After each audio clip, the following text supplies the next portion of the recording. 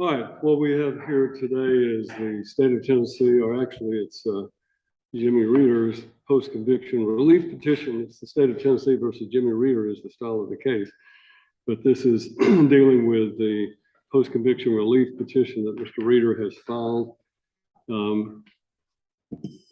Reeder, what I want you to understand is that there are a number of issues that you have raised in your case, and you have filed a third amended post-conviction relief petition. Then you have sent, that we had set for today, but due to the fact that you had sent a letter in the last part of October to our clerk's office, and you had requested apparently 15 witnesses to be subpoenaed, then I need to address those witnesses that you want to have subpoenaed and give you an opportunity to tell me why that witness is necessary for your post-conviction relief. You need to understand that this post-conviction relief petition that you have filed, the third amended one, raises certain issues. And any witness that you're going to call has to be directly related to an issue that you have raised in your post-conviction relief. In addition, as I know you are well aware, since you have studied this for now some 8 years that it's been pending, you have also got to raise issues that were not dealt with at the trial or on the appellate level. In other words, if there's an issue that you have raised that was addressed by the Court of Appeals in your appellate process, then I'm not sure that you would, I don't believe you would be entitled to raise that as an issue in this post-conviction relief unless it relates to another grounds for post-conviction relief. So I'm going to give you an opportunity to go through this witness list with Mr. Saul, asking you the questions as to why you want this witness to be brought before the court to testify at that hearing. And then I'll give the state an opportunity to be heard as well. And then we'll go from there. Now, the nature is I'll give you a chance to speak, but you just wait for me. I can explain a lot of this. Well, I'm going to give you an opportunity to be heard, but what I want to explain to you is this as well. Due to the nature of the charges against you, we're not going to go into the identity of the victim in this case. That will not be brought out. And as a result of that, I'm cautioning you not to mention the name of the individual that was the victim in your case. You've gone through the appellate process. You were found guilty at trial. You've gone through the process of appeal that has been affirmed by our appellate courts. And this is now the post-conviction relief, which is limited to certain things. So at that point, is there anything before we proceed through this from Mr. Saul or General Sagi that you wish to address? No, sir. All right, so that we're clear, we're going to allow Mr. Reeder the opportunity through counsel questioning him to bring to this court's attention why you need these 15 witnesses, and then I will address those issues. So, I'm not really going to be able to speak. I'm not being interrupted, but I can clear all this up really, really quick. And I have a seat in the, come up here to the witness stand if you're going to address anything with the court. I need permission to speak all things that happen in my case. Just have a seat in the witness. Not to be questioned, because the problem is him, not me. The problem is my attorney. So you're forcing an attorney on me that's not my choice. I want you to raise your right hand and be placed under oath. I affirm. Do you solemnly swear and affirm that the testimony you give will be the truth, the whole truth, and nothing but the truth, so help you God? I affirm. Have a seat. You affirm, that's good enough. Now, Mr. Saul is the 8th attorney that you have had in representing you on this post-conviction relief petition. I am not inclined to release Mr. Saul and find some other lawyer to appoint to represent you. He is. Then I want to represent myself, Your Honor. 303, I'm giving you a notice of it. I want to represent myself. He's not done anything. Tom said he didn't ask you permission to get my witnesses. Today, I asked you in Dixon County, I mentioned this case. And I told you about the witness. I told you I wanted to go after the jurors. Did I not, Your Honor? I'm not trying to be ugly, but I asked you on the record about Thomas versus State. I brought it up and you said, no, it's okay. You can't investigate the witnesses or get any funding to investigate the witnesses. I told you I needed the jurors, witnesses, as my witnesses summons. I told you that about that. I mentioned it on the record, Your Honor, and that day it should have been went over. If the state wanted to contest it, they should have done it that day on these witnesses. I told you I had witnesses, I had the summons, and you said that I could put my own in, and the clerk would help me on the record, Your Honor. I'm not trying to be ugly, but they didn't contest it that day in Dixon County. State, and this is Thomas, right? I know the rules. And under Rule 8, it didn't say I had to ask permission to summons. It says I had to have permission to investigate them under Rule 8. And Thomas' case right here, I have right here, Your Honor. It doesn't say that I have to have permission because State versus Smith, he brought his back, his jurors. Faulkner case brought his back. Hill brought his jurors back. The Vanderbilt case brought his jurors back. And Rollins brought his case back under the same issues that I'm going under, Your Honor. All right, put that piece of paper down. Now, we're going to address, first of all, your request to discharge Mr. Saul as your attorney. You understand that you need an attorney to help you with these issues that you've raised, and that an attorney is required to adhere to the rules and to the law, and can only raise those issues that this court or that the law allows you to raise on a post-conviction relief. And under the circumstances, because of the fact that you have subpoenaed, for example, your first subpoena on your list is the District Attorney General for the 23rd Judicial District, Ray Crouch. You have requested a subpoena for him. Typically, that is not something that would be allowed by the court to subpoena the district attorney unless there's some showing of a need or reason why. My intent is to allow Mr. Saul at this stage to simply allow you to state in a question and answer format why you believe each one of these witnesses is relevant to your case, and then I will consider that, and then I will make a ruling as to whether or not that subpoena should or should not be brought forward. Then my ruling will be an issue that you will have to, again, appeal. If you disagree with my ruling, you'll have the right to appeal it. Yes, sir. But I'm trying to simplify this procedure so that everybody's on the same page. So I am not going to grant your request to discharge Mr. Saul at this stage. Right. Now, we want an interlocutory appeal on that, Your Honor. Pardon? Interlocutory appeal on that. Under Cook versus State also, under recusal, I want you to recuse yourself if you're not going to let my enforcement attorney on me. It's not doing his job. You have all my motions. You haven't went over none of my motions that I put in against Mr. Saul. None of them. He got somebody convicted of their own car, some of their own car. Are you requesting that I recuse myself from your case? I am. If you're going to force an attorney on me, that shows that something's not right here. That something's going on. I admire you. I try to respect you, but I just do not understand why you have not went over my motions at any of them. You haven't. You're just saying you're not giving me no benefit of the doubt whatsoever. You're not having went over none of my motions. I put 4 motions in to get him off because he's not doing his job. I can prove it if you allow me to. I can prove it. All right. Stop. Then we're here now. Stop talking. Yes, sir. Under Rule 10 of the rules of the Supreme Court rules, when a motion is made for the judge to recuse himself, then the judge cannot proceed until such time as he has entered a written order to address that motion. So I will step off the bench and I will issue an order, and then we'll resume this. Have a seat. I said only if you're allowing me to keep this attorney, Your Honor. And I apologize to you for being abrupt to you.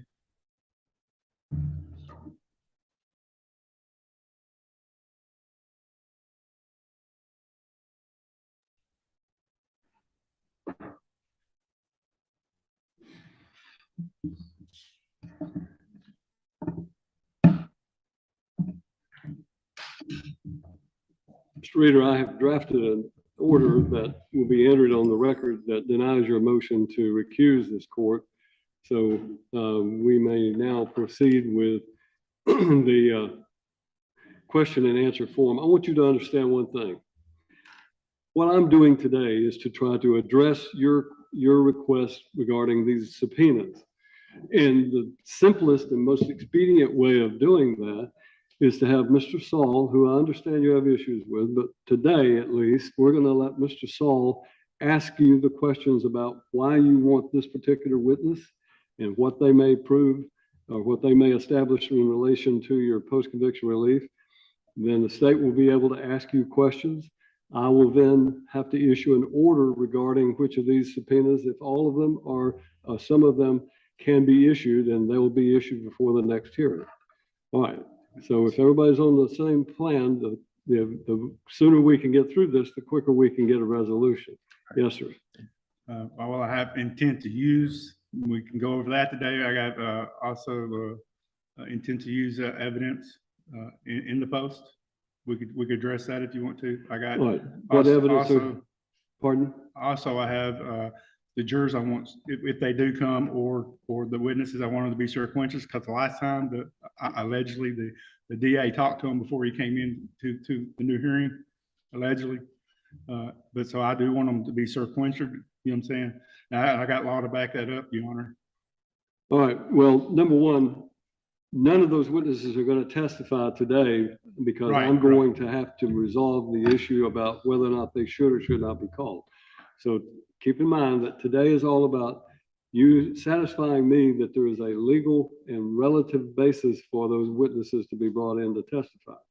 So, Mr. Saul, I'm going to allow you, you have a copy of the handwritten list that he provided? Yes, Judge. All right. Yes, and if you will, please address each one of those. General, do you wish to let him go through the entire list and then cross-examine him, or do you want to do it as per witness? All right. So what we're going to do, so we're all on the same page, Mr. Saul is going to ask you why you believe a certain witness should be brought in under a subpoena. And then once you have testified about those reasons, the state will be allowed to then come to the stand and question you about, cross-examine you about the reasons why you've given. And we'll go through all 15 of your witnesses. I think there's a few more I added, Your Honor. I'm sorry, I don't mean to interrupt you. There was a few more that I added. 2 more that you added? Yes, sir. And who are those? Yes, sir. It was, I believe, 2 or 3. Mr. Fouch, he was one of the jurors, and then Miss Thomas. I don't have and them in mind.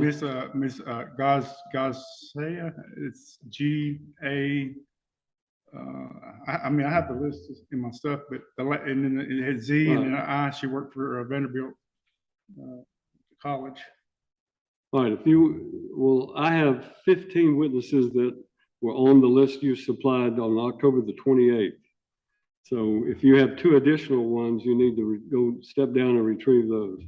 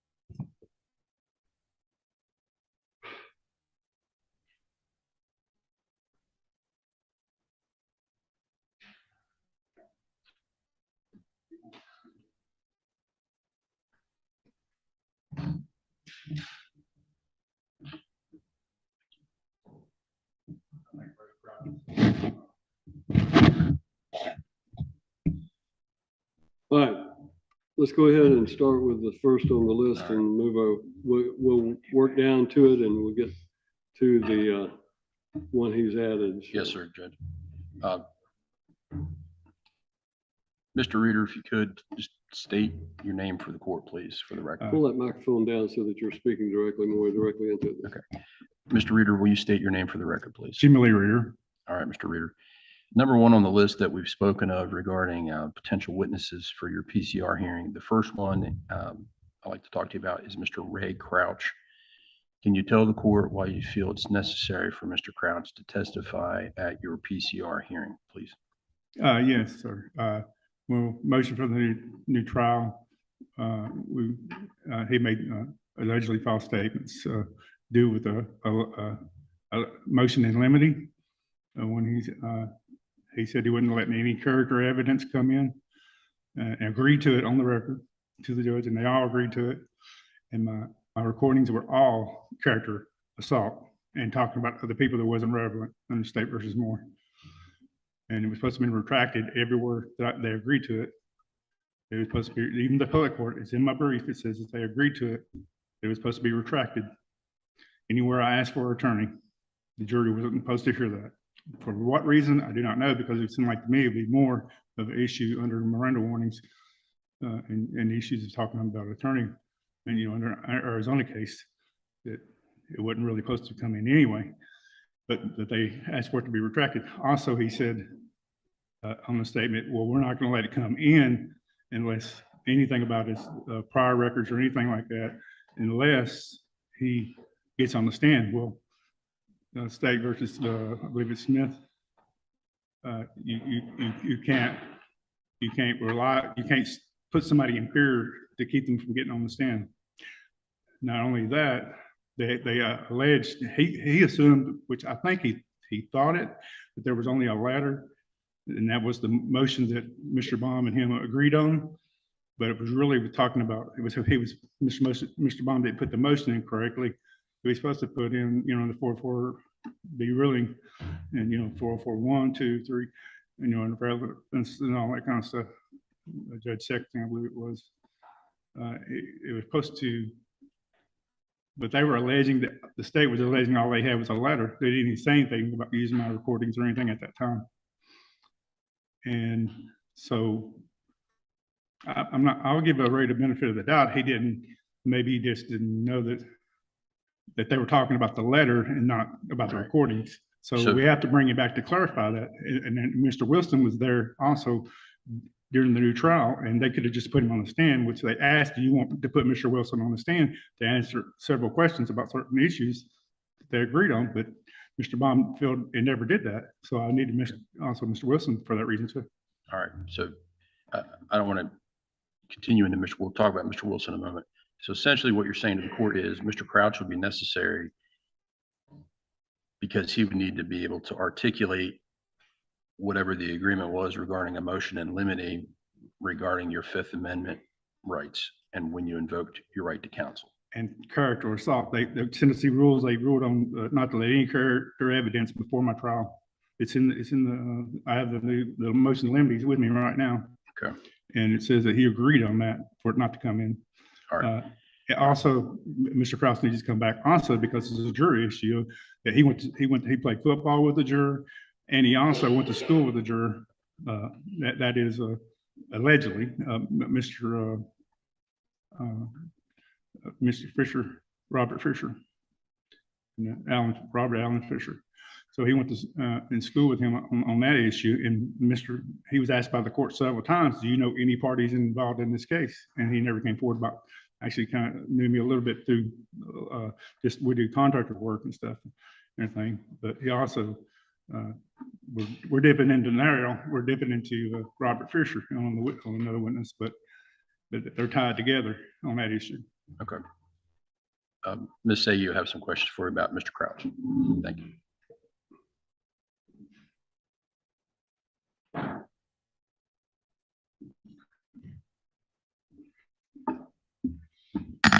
Morning, Mr. Reader. Hello. So just a couple questions about General Crouch and your trial. Can you hear me okay? Yes, ma'am. Okay. I do have trouble hearing you. So you said that you needed General Crouch to come back because he had knowledge of a juror. Is that what you're trying to assert? No, he had knowledge of, well, I don't think he had the knowledge. That's a problem. So we have to clarify that. I think that he thought it was he says on the record, he thought it was a letter that had to do with the motion in limine and not. It had to do with my recordings, which they should have had, Mr. Baum should have had that cleared up before, before my hearing. My trial. He should have had it clarified. They did in fact discuss that on the record at trial. There was an objection about that, wasn't there? They had a bench conference about the issue, and he didn't mention anything about the letter, but he did mention it in the new trial. But they said, well, we can have Mr. Wilson's here. He can clarify it up if he wants to get on the stand, if he's talking about the letter, or if he was talking about other things. But he's also said that that he would let no character evidence, I got the motion in limine with me, that no character evidence come in. The whole recording is nothing but a character assault. I'm talking about things to do with my ex-wife, things that we went through, custody issues, my niece, some things happened with her allegedly with my son, and some things, and the jury's getting to hear all these irrelevant things because why? Because they didn't hold up to their agreement, the state did. And Mr. Baum argued that at new trial, but they didn't put Mr. Wilson on the stand to clarify all of it with Mr. Wilson. Okay, but all of this, we actually have a record of what happened at the motion for the motions in limine, right? Mhm. And we have your trial transcripts, and we also have your motion for new trial where this was discussed, right? Yeah, and Yeah. it has exactly that Mr. Crouch is talking about Mr. Jones, like putting him on the stand, like he's talking about something to do with that. And then then when we come after a new trial, he says he's not even talking about that during the motion. He's talking about one of the officers. I have to look at during the motion of the trial, but it's in my petition where he says that that he thinks, oh, I'm thinking about this, but he clearly knew what he was talking about during the bench conference, because he said Mr. Jones in the letter, but he didn't say the officer, so he swapped it around when he came to the new trial, so that wasn't correct. So what I'm hearing is that you have a legal objection to something, some evidence that might have come in at your trial, and Yeah. not necessarily about General Crouch, but what happened at your trial. 404B ruling, Mr. Baum, Right. Mr. Cross didn't have it clarified. Also, they put fear in me not to get on the stand because he said that if I got on the stand, that he was going to bring, ask me questions about my past and other things like that. But if I didn't get on the stand, that he wouldn't.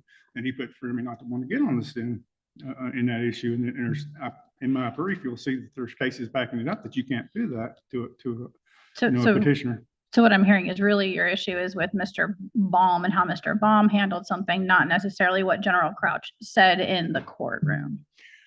He didn't say in the courtroom. He said that at a bench trial, he said that he didn't clarify that he was talking about a letter. So Mr. Crouch thinks he's talking about a letter. Mr. Baum may be trying to trick the state. I don't know. By putting statements in, but either way, Mr. Baum failed to do his job. And I'm not saying it's all on Mr. Crouch's part, but it was confusion between him and Mr. Wilson, so it has to be clarified. That's why we need Mr. Crouch here to clarify with Mr. Wilson to find out exactly. So there was no letter. Let's put that to the test. I do not know why they mentioned the letter or how they got the letter involved. There was never a letter from Mr. Jones about me saying I did something as bad as murder or some kind of type. Never was. If you can prove it or show it to me, I'll be glad to read it, but there never was. I don't know where that came about. Mr. Baum knew exactly what the recording said. And they asked me, I think one time, and it's somehow or another, it's on the recordings multiple times, allegedly. But me talking about that statement I just said about supposedly, allegedly doing something as bad as a murder, but it's never nowhere on a letter. And they never called Mr. Jones to the stand. And he said he was not using any character evidence. They both were confused about the character evidence that was supposed to come in, but they did agree on not to, they agreed on to retract where I asked for attorney multiple times. I mean, multiple times. I mean, I'm low educated at the time. Of course, I've improved a little bit. I had my disability at the time and stuff because of that. And I have records to back that up, but of course, no one's looked into that. So, Mr. Reader, I'm just going to ask you to put a pin in that so I can ask you a follow-up about a different question. You talked about a juror that you said played football with General Crouch, and that's an allegation. Is that one of your allegations, that there's a juror bias with that individual? Mr. Crouch?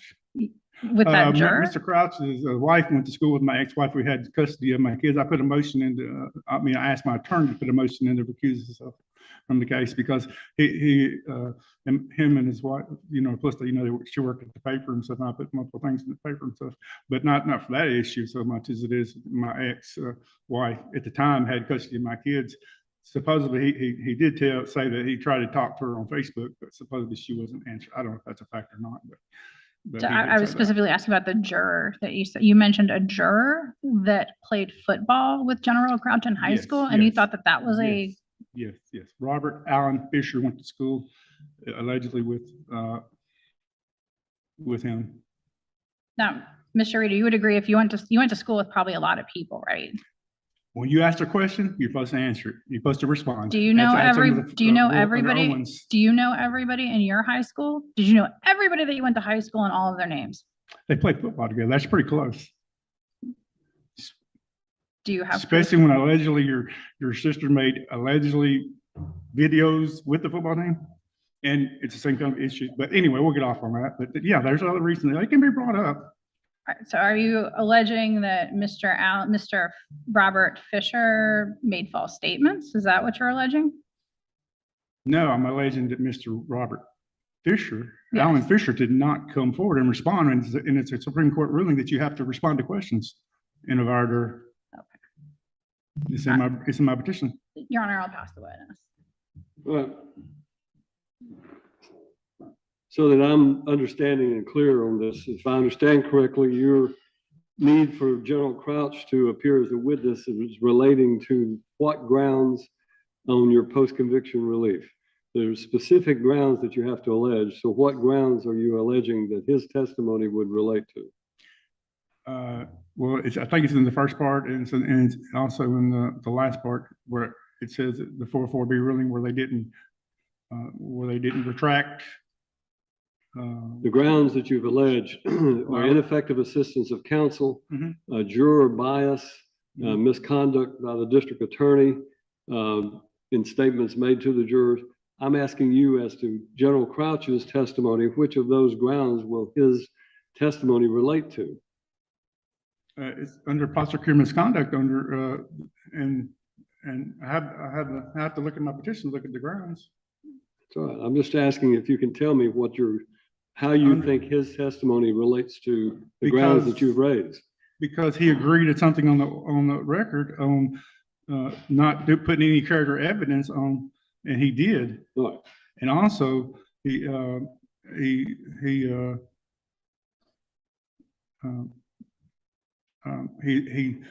informed me that I could, if I got on the stand, that he was going to use the character evidence against me, which he still used character evidence against me. My whole recording is a character assault. It's talking about religion. It's talking about other things. It was irrelevant. 441, 402, 403, 404B. They never had a defined ruling on it, and they, in those settings, and they should have. So we could actually blame it on the court, actually, also, to a sense. Thank you. Mr. Scott, Mr. Saul, you may ask about the next witness. Yes, Mr. Reader, it's my understanding that Mr. Robert Wilson was the original prosecutor on your case, correct? Yes, sir. All right. What testimonial evidence do you think that Mr. Wilson can offer as it relates to your petition for post-conviction relief? I think it was just rooted in, counsel. It was rooted in what we just were talking about. The same, the main issue was,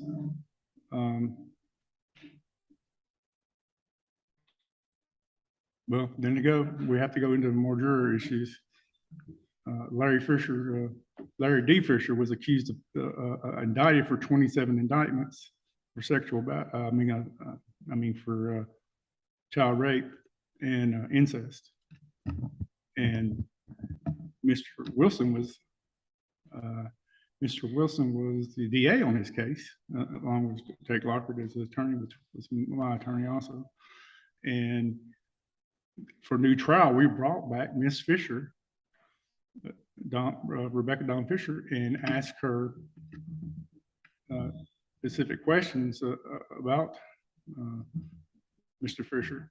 And she got mad a little bit because Mr. Baum said it was her uncle, and he didn't really have her clarified when, where, and who. The appellate court said the exact offense, the time of the offense, you know what I'm saying, what type of offense, and when and where it happened or whatever. It's in my petition, and it explains all this that I'm saying. They said that, well, we could put him on the stand, and well, they could put him on the stand for that issue as well, and he would have clarified that, yes, Mr. Larry D. Fisher does have multiple indictments and was charged with 2, one of rape for 16 years and one incest for 4 years. And if they would have put him on the stand, they could have fled. I mean, we can do it other ways if under the intent, if they allow me to use the indictment, or let me use his judgment papers, which are public record. Right. Well, let me ask you. I don't have to have Mr. Wilson for that issue. Okay. Well, let me ask you this. What testimony do you think Mr. Wilson could offer that's specifically related to the issues you're raising about your PCR petition? Like, what is it that he could say that's related to the PCR? The issue that compounded the ripple effect, the cumulative effect, where he said that all he had was a letter that he was going to use against me to Mr. Sexton in the first motion, the limiting and suppression motion, and which was not true. As far as I know, there never was a letter. It never was produced to the court or me from Mr. Jones. So it's really related to the motion in limine and the use of. Well, it was a ripple effect that caused Mr. Crouch to do what he did by possibly mistake, but Mr. Baum knew that it was not a letter. I mean, there's just no way that he didn't know. I mean, I'm tell you the truth. I mean, maybe he done it for a reason. Who knows? I don't know. That's between him and God. You know what I'm saying? Okay. All right. Thank you. General Sagi.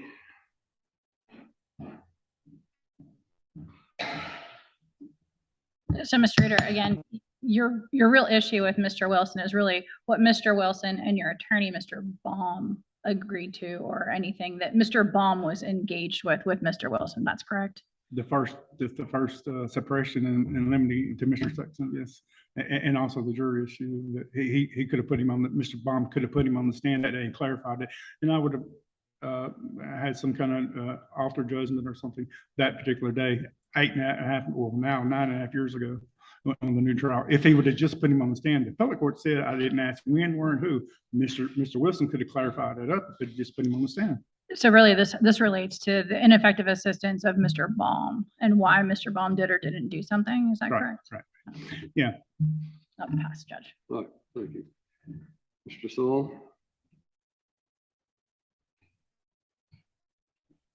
Mr. Reader, the third person you've listed that you want to have come in for your PCR as a witness would be Miss Kim Stringfield Davis from the Child Advocacy Center.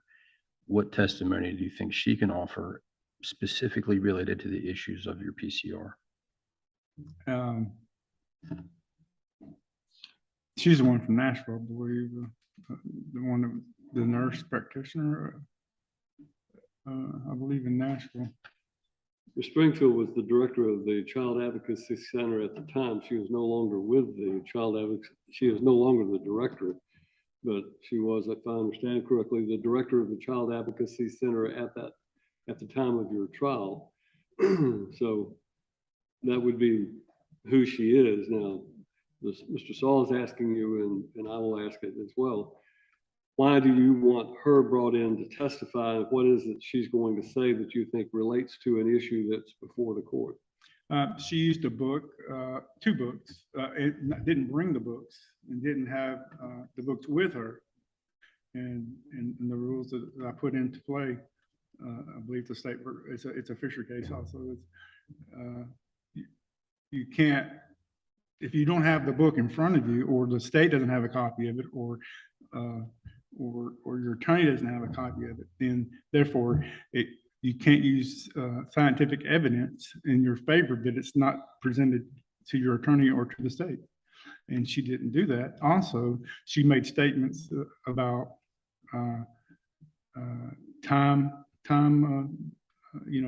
delays and stuff. And the Supreme Court rulings, it's clear on it. You cannot make any comments about time delay. I have the case with that. And also, she made statements about she had 45,000 children that had never, only 1% showed signs of penetration, and ones that she has interviewed. Well, my attorney didn't ask her, you know what I'm saying, on the Chapman case and stuff, he didn't cross-examine her the right way. He didn't ask her, okay, well, those 45,000 children, how many of them were the people convicted, or how many of them people do you know were actually these things happened to them just because they alleged them? Because, you know what I'm saying, he should have, at least the jury should have heard that and her reactions to that statement. So because she's making statements that implying that, you know what I'm saying, to the jury, that all those cases could have been, all those things could have happened to them, which a lot of times is not the case, Your Honor. Right. Mr. Reeder, or some other situations happen. I want to make sure I understand. So your thought is, or with respect to Ms. Davis, is that she could be asked some questions that should have been asked by Mr. Baum, Right. and then the court can consider whether or not that may have had an effect on the jury's deliberations. Yes, sir. Okay. Thank you. General Sagan?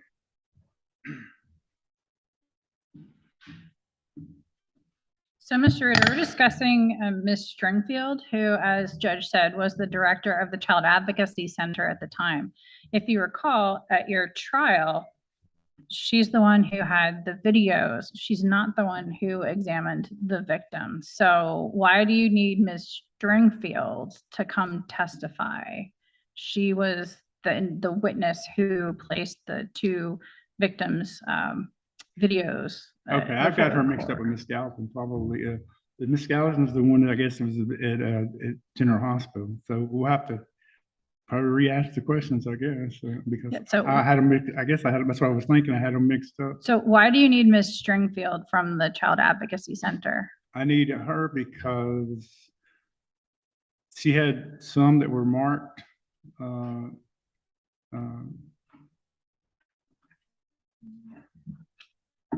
1, 2, 3, and 4, I believe it was, but then they only presented and it implied that there might have been another recording.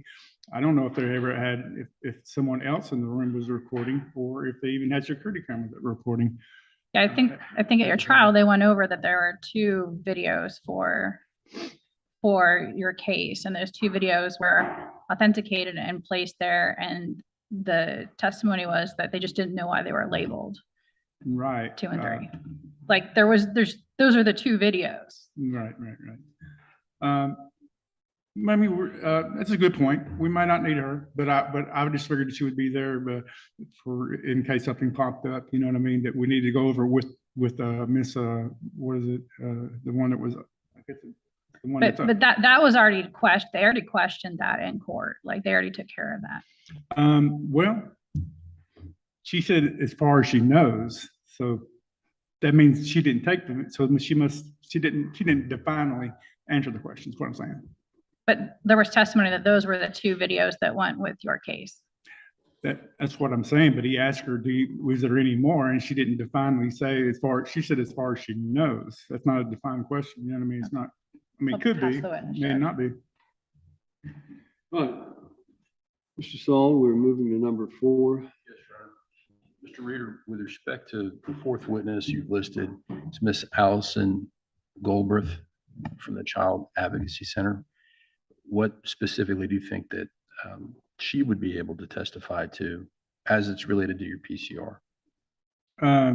That's the one from from the same place as Miss Davison, I believe. Right. She's so the same well, under office. the rules, I need my petition, Your Honor. It has all the set rules under when you let a video come in and she wasn't here. They didn't ask her about her training. That the rules say you have to do that. They didn't ask her, how long she'd been there. They didn't ask all the guidelines. That's why we have to bring her back to ask her about all the guidelines. Okay, let me characterize it this way. I think it's similar to what you stated before related to Ms. Stringfield Davis, and that is this. Your thought is, you tell me if I have this right. Your thought is that Mr. Baum didn't properly cross-examine or examine Ms. Goldberg. And as a result, certain questions need to be asked of her that were not asked at trial so that this court can determine if her answers to those questions would have had an effect potentially on the jury's deliberations. Is that sort of the nutshell Well, version? no, the omission of the video also, well, yes, but the omission of the video, there's guidelines that the Tennessee codes have set forward to let those kind of videos come in. And if you have to go by those rules, and no one did that. No one even mentioned anything about the rules at that time. And so I have to bring her back and prove that Mr. Baum did not do that, or the court or the state did not go follow the guidelines of how long she'd worked there, and did the person really need to, these videos. It's just like all kinds of guidelines. But if I could have my petition, it has all the rules in it. Here's my question. If what you're alleging is there were procedural flaws in how she was questioned, then is her testimony really necessary, or can the court just look at that and say, well, Mr. Baum, Absolutely. Mr. Baum fell below the standard. Right. Okay. But you're thinking that she needs to be able to be here to testify as to what she would have said if she was asked the appropriate questions.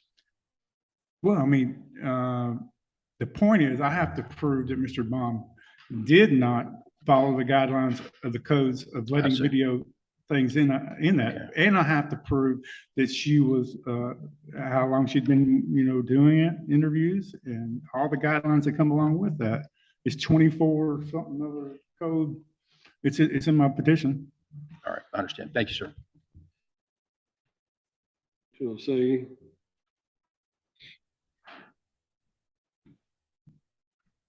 So, Mr. Reader, are you asserting that Ms. Allison Galbraith testified at your trial? Miss Alvin Galbraith? Allison Galbraith? We're getting these mixed up. If I have my petition, Your Honor, because I cannot remember exactly which ones. You may step down and retrieve your copy of whatever you need to refer to.